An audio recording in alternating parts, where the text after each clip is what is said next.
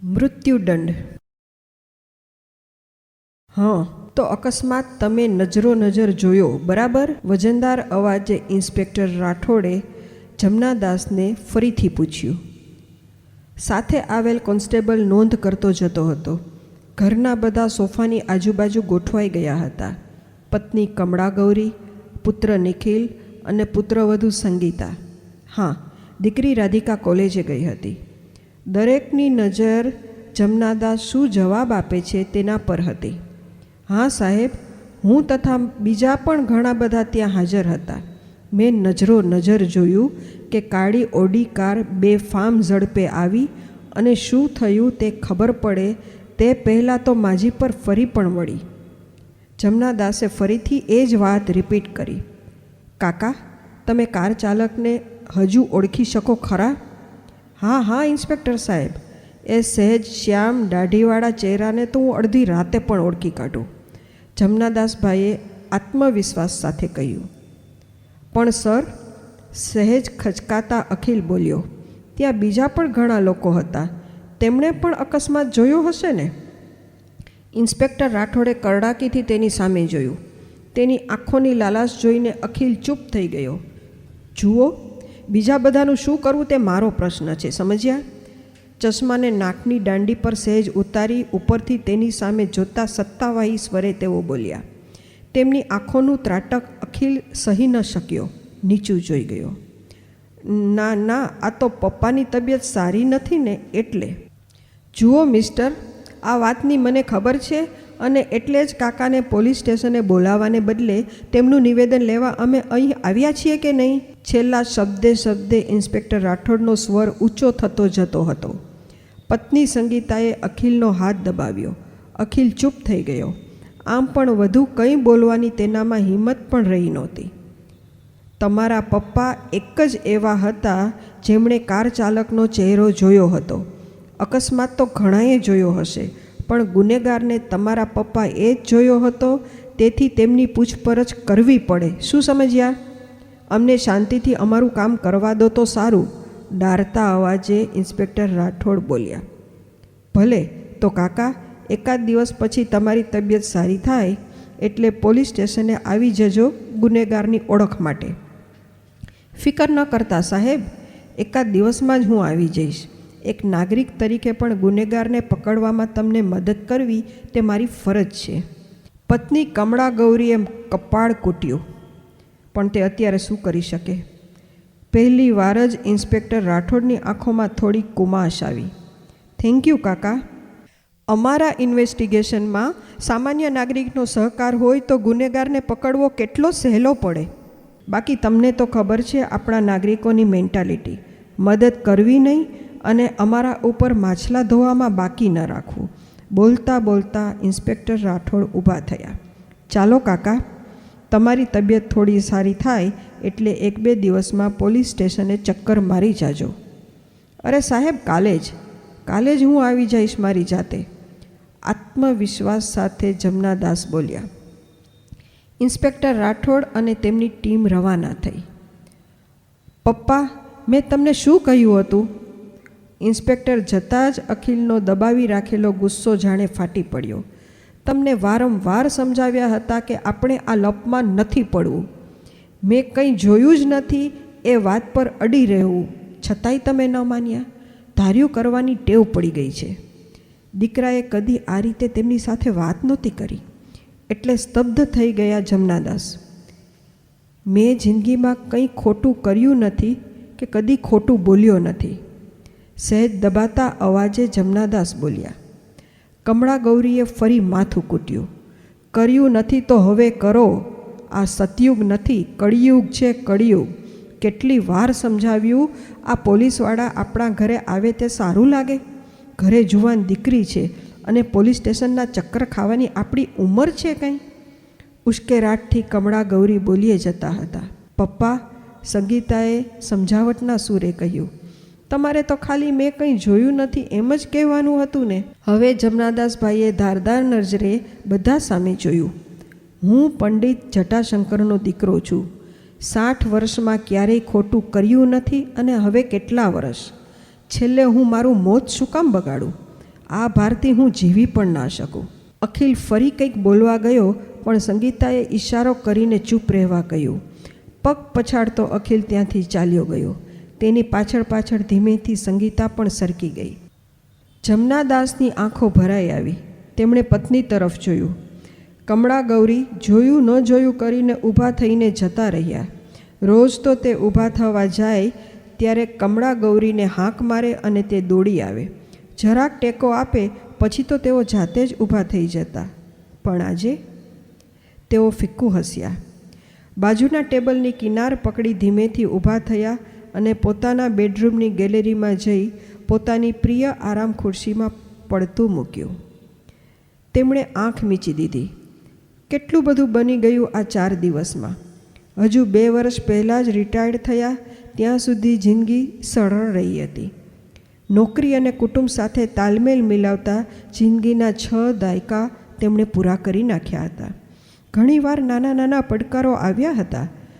ગામડામાં મા વિના ઉછરેલ જમનાદાસને પિતા પંડિત જટાશંકરે જે નૈતિકતાનો વારસો આપ્યો હતો તે સંસ્કારે પણ તેની સાથે 6 દાયકાની યાત્રા કરી હતી. ક્યારેક તેઓ કોઈને વેદ્યો લાગ્યા હતા, પણ માપસર આવકમાં પણ તેમણે એક સંતોષભરી જિંદગી જીવી હતી.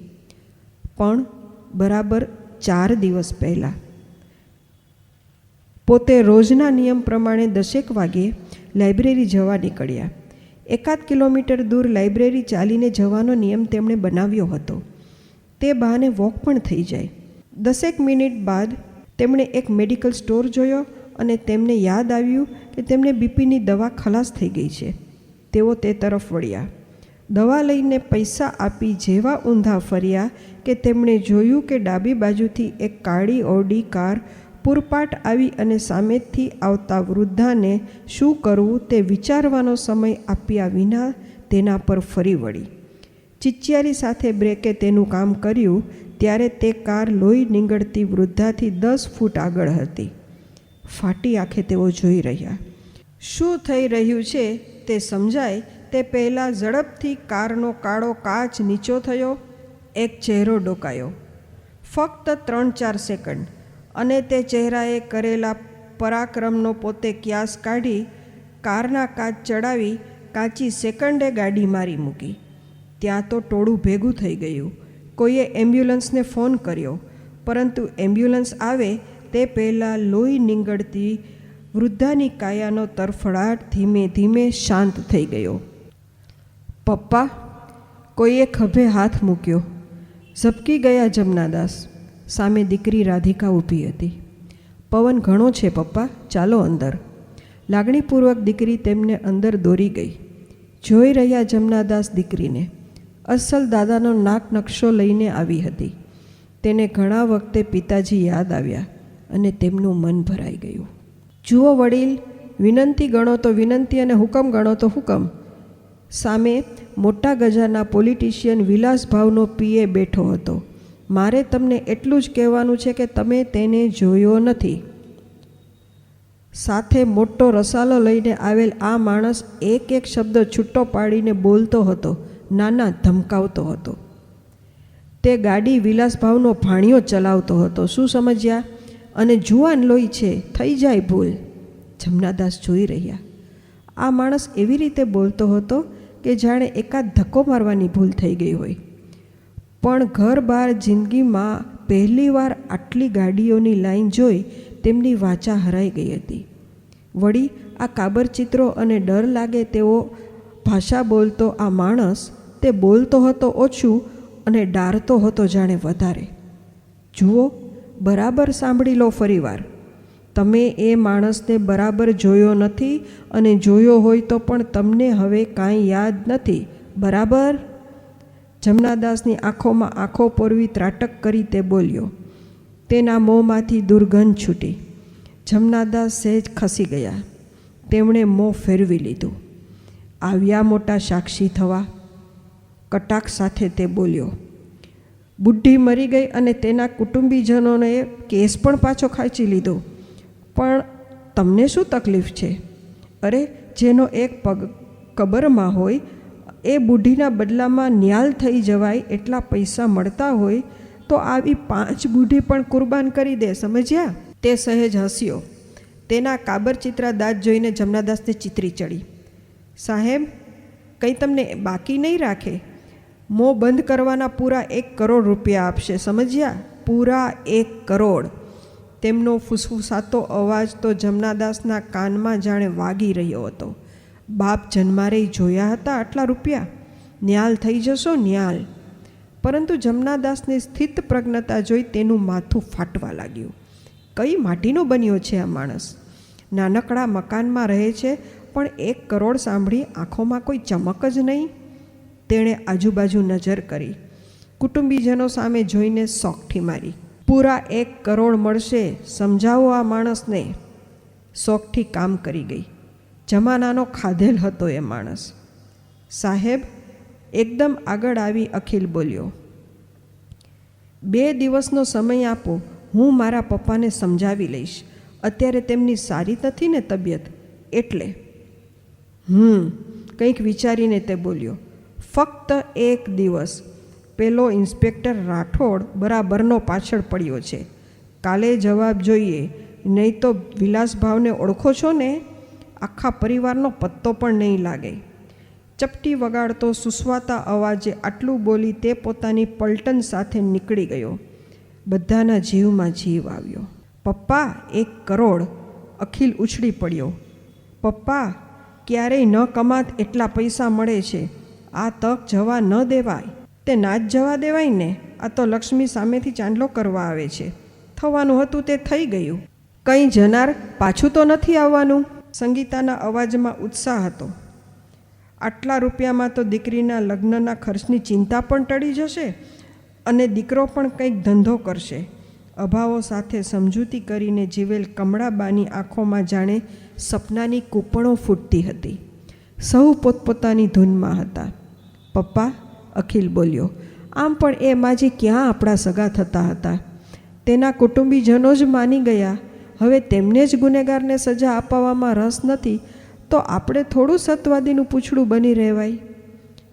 હવે બધાને ખ્યાલ આવ્યો કે જમનાદાસ અત્યાર સુધી એક પણ શબ્દ બોલ્યા નથી.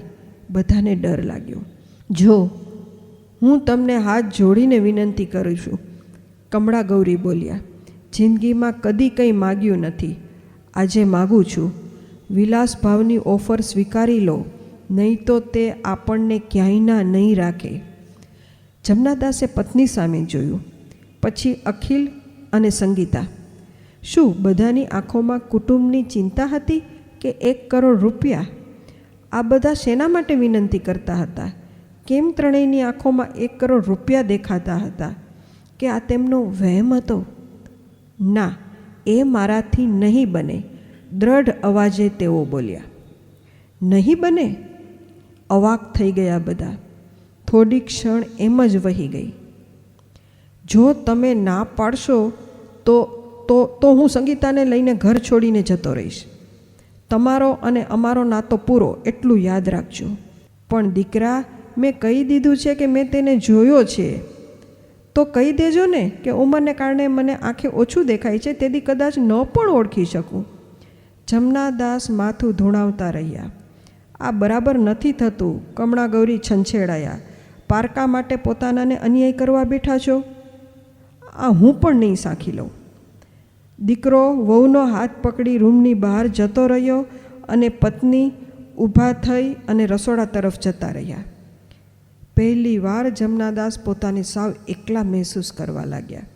અત્યાર સુધી રૂમમાં જ રહેલી દીકરી બહાર આવી. પપ્પાને હાથ પકડીને રૂમમાં લઈ ગઈ. તેમની પ્રિય આરામ ખુરશી પર બેસાડતા બોલી, પપ્પા, જે નિર્ણય કરો તે સમજી વિચારીને કરજો. તેઓ દીકરી સામે જોઈ રહ્યા. કેટલી કાળજી રાખતી હતી આ દીકરી. તેને ધામધૂમથી પરણાવવાની હતી. કેવું મોટું સુખ આપી શક્યા હતા તેઓ પોતાની દીકરીને. ફક્ત એક સરેરાશ જિંદગી, એક કાળજું ચીરી નાખે એવો નિસાસો નાખ્યો જમનાદાસે.